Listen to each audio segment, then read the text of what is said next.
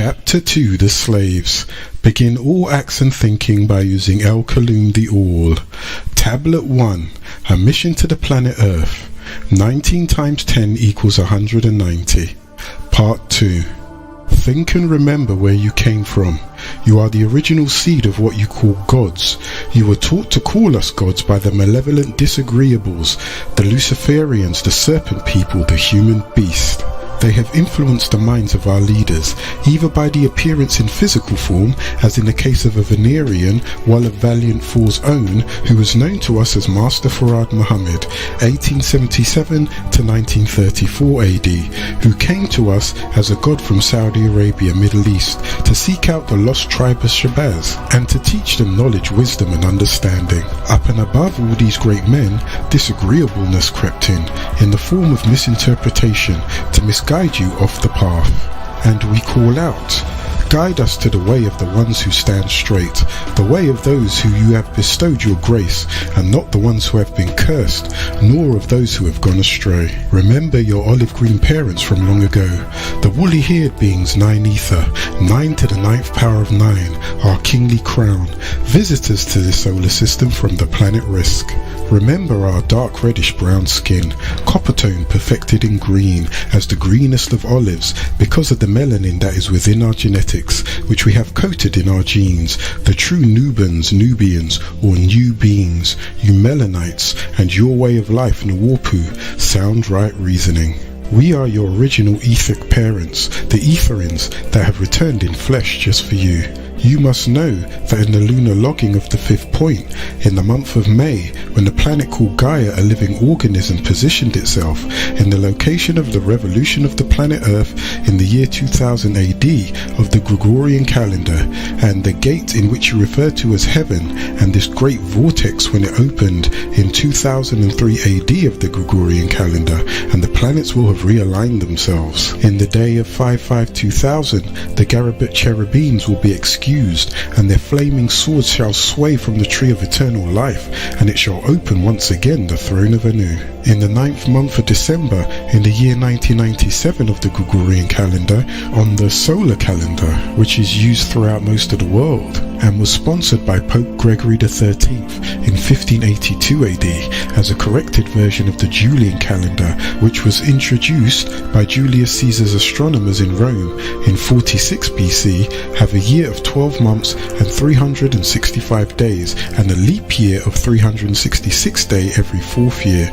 A smaller alignment of the inner 7 planets in this solar system would have already taken place. 7 bright planets will line up like pearls on a string. The planets align from west to east, beginning with Gaga Pluto, then following Mumu Mercury, Lahmu Mars, Lahmu Venus, Ea Neptune, Anu Uranus, Kishar Jupiter and Anshar Saturn, with a crescent moon alongside. This will be the alignment of the major planets, and the mothership Nibiru, whose diameter is 63,408 miles and can make itself bigger or smaller, will be nearing your solar system and waiting on the other side of the asteroid belt, which is the necklace of the firmament beneath the firmaments. For the time which will be in the lunar logging of the 12th point in the month of August, when a planet called Earth positions itself in the location of its own revolution in the year 2003 AD of the Gregorian calendar, which is when the vortex will reopen. Nibiru's appearance on November the 15th was confirmed by scientists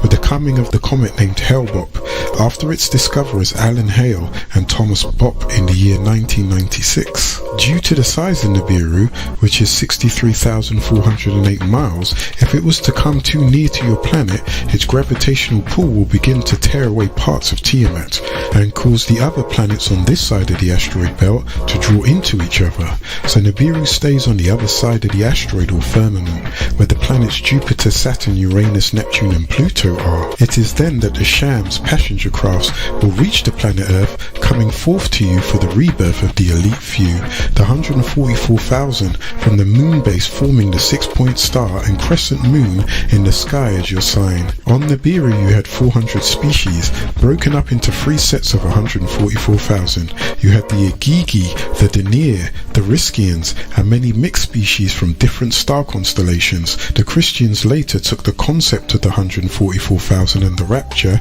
and used it in their Bible. If we are blocked, we shall continue to try and abduct you up until the lunar logging of the 26th point in June, when the Earth positions itself in the location of revolution of Earth year 2030. This is what the so-called Christians called the rapture. This would involve a telepathic communication from Nibiru, which could be dangerous to those children who haven't raised themselves to a certain level, and would cause it to shock their nervous systems. Many would be cut off, causing us to sever our etheric tie, although it may be a necessary step. Know this, my child, in the lunar logging of the 12th of August 2043 AD of the Gregorian calendar, this vortex will reopen and we must depart with or without you, so be prepared. My child, listen and understand. These crafts are coming to pick you up, their children. However, the evil Luciferians in human form, aided by the cursed seed of Canaan and their brothers, the Halabeans, Flugoroids or Hulab, are on the rise in many names and organizations throughout the world today, and are trying their best through the media and mind control to make you, the children of the Anunnaki Elohim, regress back to a state of Homo erectus with the aid of black devils. If you regress back to that state, then my children, the elders have no reason to come for you, for it is Homo sapien that is in our image and after our likeness. Let me explain to you how it all began. It all started when we, the Anunnaki, needed to protect the dwindling atmosphere of our home planet Risk. We are the 8th planet of a tri-solar system in the 19th galaxy of Ilion. The rays from the 3 suns, Utu, Afsu and Shamash, were depleting our ozone layer. The energy level of the radiation was increasing and making the hole in the ozone layer bigger every time all the 3 suns shone on the planet at the same time. It is the same as on Earth, where the ozone layer is depleting, allowing more damaging ultraviolet rays to penetrate the atmosphere. However, unlike the planet Risk with our 3 suns, the planet Earth has but 1 sun, so depletion level is not occurring as fast, but will happen eventually. Look for the sign of the little boy El Nino. The planet Risk has 3 suns, Utu, Afshu and Shamash, and all have damaging ultraviolet rays and has a much faster rotation than that of this planet, so the depletion of the ozone layer is occurring at a much faster rate. We need to build a protection and a dome of gold dust particles suspended in the atmosphere to protect the planet from the damaging ultraviolet rays. It is used to reflect the sun's heat. Gold is very special. It has a high polished metal with a high polished finish and can be made thinner than any metal. It can be stretched thinner than paper and stretched for miles, so that is why they use it. Gold can be vaporized better than any other metal, and it doesn't tarnish. Gold can also hold under any condition. We had to abort our planet until it could be mended. Thus we moved on to Cassiel, known today as the Orion Galaxy, which was originally a 6-star, 6-sun constellation. Others went and started living in Aish Arcturus, which is the brightest star in the Boots constellation, and Gamma Pleiades, a star cluster in the Taurus constellation, which has many life forms, but we made our home in the 3-star belt of Cassiel, or Kessel in the Warpic, which is Orion. We had to get closer to the Milky Way and this sun, which is exactly 1 billion years left to burn itself out, if the ozone layer doesn't deplete or the 7 plagues don't destroy it. We moved to Lathmu, which means deity of war, which is now called Mars. Then we moved to Gaga Pluto and various other planets to set up civilizations, as the Moon and as in the Canis Major star constellation. This is why the face on Mars is believed to be that of Homo erectus, which is in fact the face of Homo erectus being cloned into Homo sapien, the face of Zakar, whose name is Cadmon, called the Adama Project. It looks like the Sphinx's face, the face that is thought to be the pharaoh Khufu, when in fact it is the Egyptian deity Osiris. Standing at the base of the face, you would see to your left in the distance massive pyramids, similar to their Egyptian counterparts, part of the city complex. Within the cluster of pyramids called the city, there are 7 major pyramidal forms in various states of preservation. Among these are some half-dozen smaller objects. Some have pyramidal forms, but others have apparent domes, cones, walls, and buried rectangular markings to the southwest of the main complex. Anunnaki Elohim came to the planet Earth to set up the first laboratory called Shinti that you call an Egyptian civilization on Key Earth, also called Ptah or Ptah. This occurred 450,000 years before the coming to Tiamat Earth. The name Utu is the son of Ra, and the head deity they called Osiris, who is Usir after the Sirius star constellation, also called Sothis in Greek and Sept in Egyptian.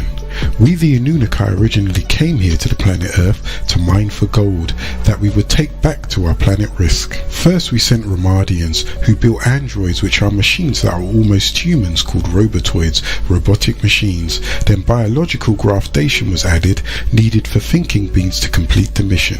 So the Anunnaki was sent to scout and survey this very planet. When Anu first came to Ptah called Earth, or Terra, 500,000 years ago, the dragon people or the draconian people and the snake people were already here, living in the vast tunnels under Terra Earth's crust, or some lived in the deep seas to protect themselves from the frequent radiation storms and the magnetic shifts. The atmosphere was being disturbed by frequent radiation storms, which was caused by electrical storms from the sun due to the crash of Nibiru, and the planet was still in the process of healing. The snake people have a variety of body types. Some are human-like and some are half snake or reptilian. They can see in the darkness and have telepathic abilities. These beings were unwilling to share the planet with the Anunnaki. Anu wanted the gold to take back to his home planet Risk. However, the dragon people feared that Anu would not respect their peaceful ways. They had spent years setting lines of magnetic energy and grids around the Earth, and they had constructed endless tunnels beneath the Earth in the cooperation with the snake people. These are the energy vortexes which power their civilization, and these are in tunnels along with enormous stores of precious stones and metals. There were a few battles happening on the Earth and in the skies. Finally, arrangements were made and territories were drawn. To keep peace on the planet Earth between the Draconians and the Riskians, you had to marry a daughter of one of them. So Anu agreed to mate with a Draconian princess named Id, the daughter of Sidis, See the Hiss, the president of the Draconians, to seal the allegiance, and he gave Id to his wife's sister Antum to be her highest servant. They gave birth to Nudimmud Ea, and he was to be the ruler of Earth. Nudimmud was educated on the Biru. He became a master scientist and builder. Anu then sent a group of Anunnaki to start mining for gold on Tiamat. The leader amongst the Anunnaki was Ea, meaning he whose house is water, son of the Anunnaki Anu and the Draconian Id. After crashing down on what is called the Persian Gulf today, he established a city and called its name Eridu, meaning home away from home, or house built in the far away, and he became known as Enki. He received the name Enki when he landed on the planet Key Earth, meaning ruler of Key Earth. However, his birth name was Nudimmud, meaning he who fashions things, or Ea, a reminder that his seed was of water. Enki built waterworks in the marshlands at the head of the Persian Gulf. He surveyed the marshlands, cut the canals for drainage and water control, built dikes, dug ditches, and built structures of bricks moulded from the local clays. The first divine city built was called Iduku, meaning House of the Holy Mound. He joined the Tigris and Euphrates rivers by canals, and at the edge of the marshlands he built his water house. He built a cube-shaped temple called the Ubaid Shrine, and there the secrets were stored. Enki was assigned to Earth, and he agreed to the assignment. He was chosen for this job because he was a brilliant scientist and engineer. Enki built himself a beautiful kingdom in the sea called the Absu. The structures of the Absu were built of silver and lapis lazuli, part on a high mountain and part part submerged underwater. When Enki wasn't working in the Apsu, he built dams and rerouted waters. Enki loved water and frequently paddled around in the marshes all by himself, studying fish, insects and the grasses along the riverbanks. However, all did not go well with Enki. Enki got caught up in the delicacies of the world and he stopped transporting the gold. He started to take the gold, shipping it to South America, then called a Mexim, instead of taking it straight on home. Enki started to keep and store the gold for himself, then he began to wear the gold. It should be known that up until this point the Anunnaki did not wear gold. Enki got caught up with these people who were half Northern African and half Hamu Chinese, called today Native Americans, of the Zuu, Aztec, Toltecs, Hopi and Navajo tribes. They referred to him as Quetzalcoatl, the winged serpent. Enki promised these people he would come back in a Sagai, meaning 60 years for the gold. However, he didn't because he was sentenced to Nibiru and he was not allowed to return to the planet Key Earth anymore. This is why 6 cycles later, a man by the name of Abu Bakari II, a Mandingo Malian, came over to the shores of South America, which was then called a Mexim. He was believed to have been Quetzalcoatl or Enki. When Abu Bakari came, he was clothed from head to foot in long flowing white robes and a turban, and he looked like the true child of the sun, burnt dark by its rays. His black hair and beard stood out against the blue canopy, which made him stand out under the Aztec tribe. You could see the outlines of the great golden bird, the serpent slaying the eagle, which they thought was a sign of Quetzalcoatl coming back as he had promised. It was said that he would come back by way of the sea where the sun rises. It was exactly 6 cycles since he disappeared. Thus, when Abu Bakari II appeared to the natives in 1311 AD, he had a white beard, he wore a long white robe, and he came from the east, the land of the sun, in boats in the same manner as Quetzalcoatl had promised. Abu Bakari II wanted to do something different, something new, and something from which there was no precedence, that would keep his spirit quick and young with a lifelong excitement. He made a deal with his half-brother Mansa Musa, a Malian ruler, and he split the golden riches in half, making them both extremely rich. They had a vast empire that stretched from Tunis, Libya, Morocco and all the way over. Abu Bakari II took half of the riches and history of his empire and sailed to the shores of America. He appointed his half-brother Mansa Musa as king before he left in 1311 AD. Abu Bakari II kept in touch with the captains of the fleet by means of the talking drum. Abu Bakari II arrived precisely 6 cycles after the disappearance of Quetzalcoatl by way of the sea from amongst the Toltecs in 999 AD. Thus, he was mistaken by the Aztec as Quetzalcoatl. His white robes fitted in with the image of the symbolic white bearded figure with his black skin, which was the right ceremonial color of the rain god and wind god aspects of Quetzalcoatl. A cycle is equal to 52 years in the Aztec culture, which is their Sagai, a 60-year cycle. The Aztecs were originally called the Zuu Aztecs. The name Zuu comes from the Assyrian deity of thunder and storms, equivalent to the Aztec deity Quetzalcoatl, deity of thunder and rain. The medieval Mexicans and the Mandingo Malians have a lot in common.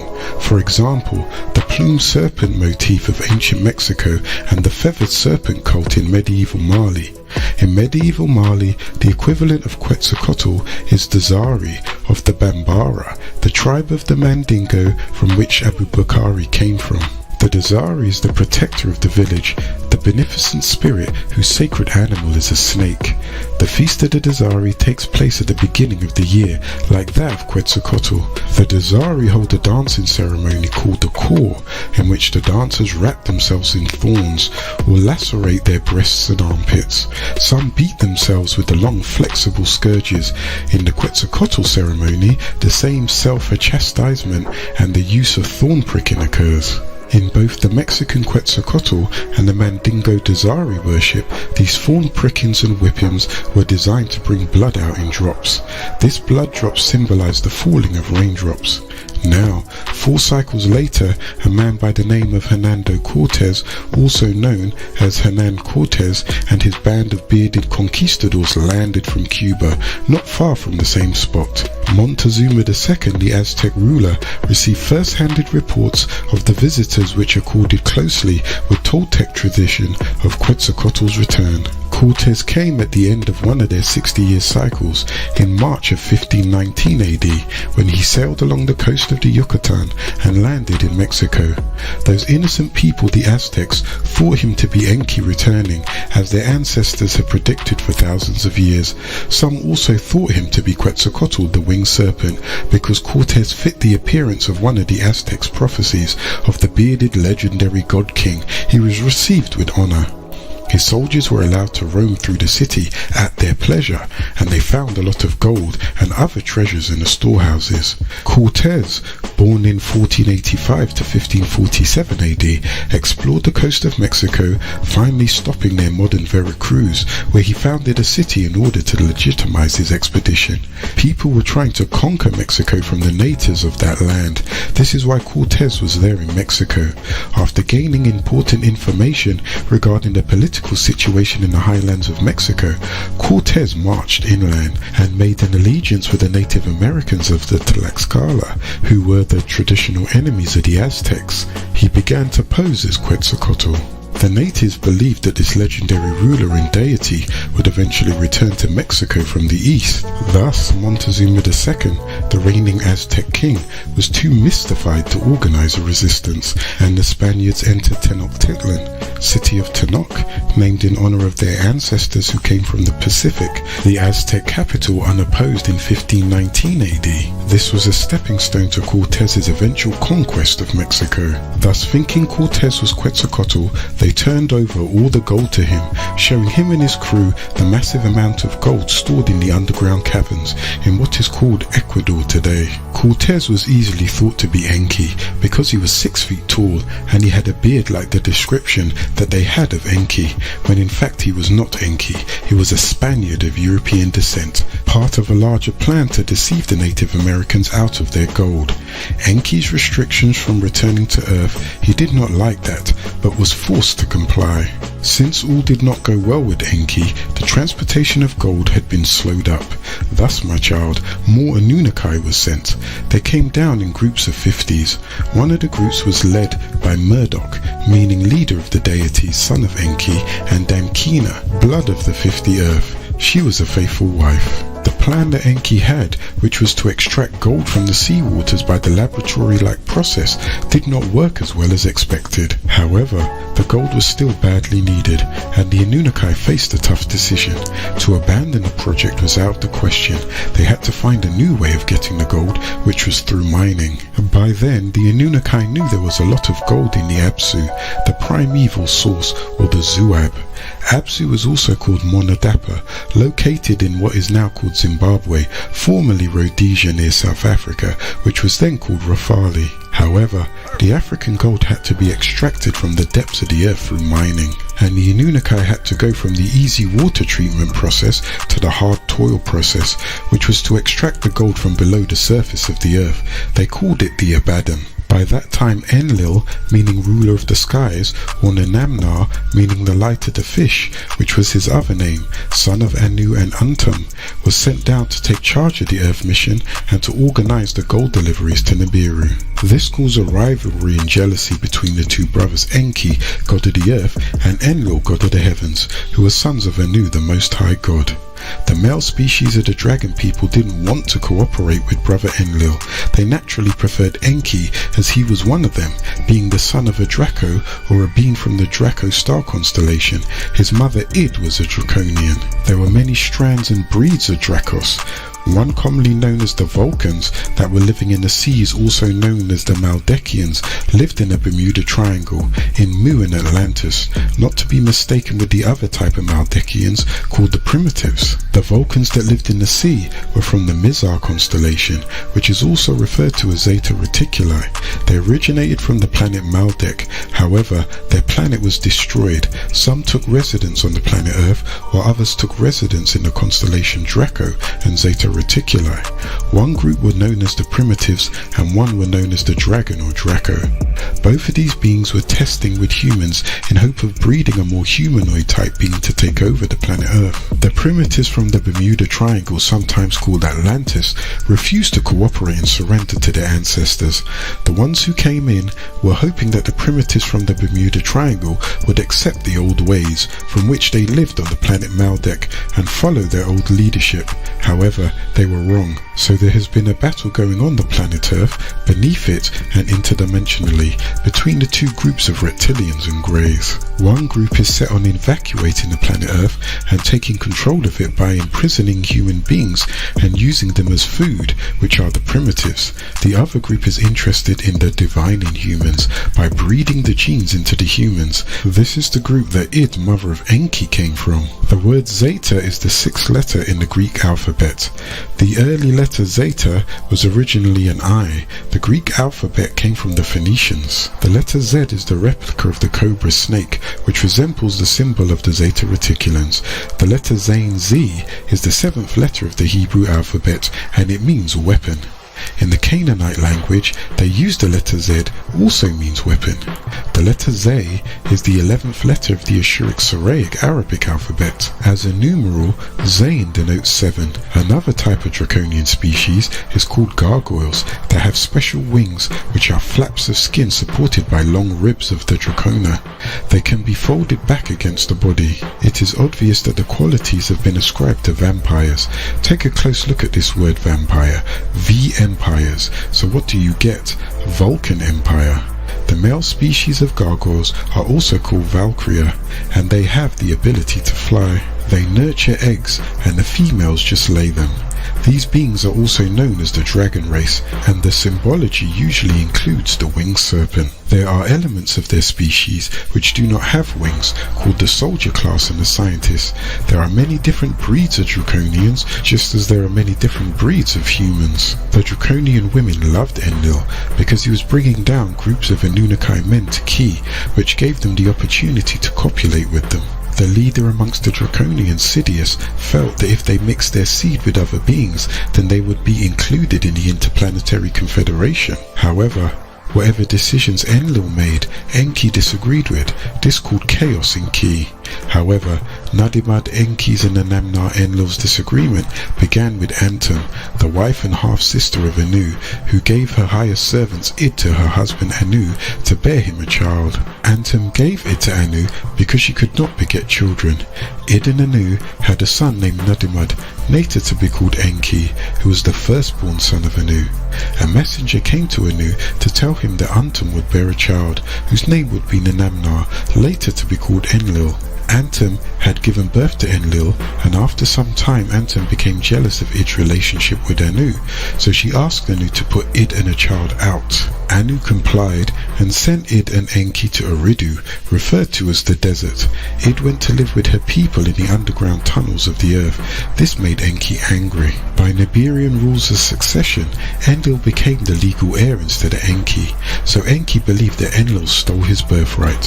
When all had arrived to Ki, Enlil had meetings with the Anunnaki to break into tribes and spread out onto the 7 different cities. 1 Tilman, 2 Salam, 3 Mu, 4 Lemuria, 5 Kadesh, 6 Nifer, and 7 Ashkelon, Akabulan. However, Kalkal Unusku could no longer take the blasphemy of Nudimud, who named a city after himself Nud or Nod, and welcomed all sorts of outside beings who had come to the planet Earth, who wandered in and out.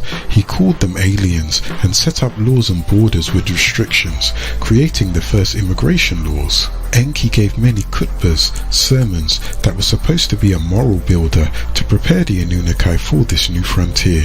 However, Enki did contrary and many were weak that had listened to him, and they never did this kind of work before. Mining was new to them. Many left families behind on Risk and other planets where families were, so Enki sounded very impressive, and also because Enlil was not present to speak on behalf of his father's rule. Enki utilized the migration of the Anakites, who were the giants in the earth, as well as warriors. Enki made them his Lugals, warlords, and head of his own police department. They robbed village after village, confiscating the wealth. This police department even harassed Nusku and Kalkal. So, the 600 that came to Ki now broke up into two groups, 300 each, males and females. Those who followed Enki, who was surrendering himself to the Hindu deities called Leviathan, and surrendering to their customs and traditions, and even went as far as to raise the grotesque Ishtar, also called Inanna, to be a supreme deity called Sin or Sin. You had those who followed the ruler Enlil. Once Nusku and Kalkal could no longer take the things that Enki was doing, they moved on, ship after ship, until they found open plains in the Sinai Peninsula. There they landed and proceeded further north to set up the 7 cities: Tilman, Salam, Mu, Lemuria, Kodesh, Nippur, and Ashkelon, Akabulan. The city Nippur was also called Nabruki, and it was ruled by Enlil. It was the most important city and considered the navel of the earth.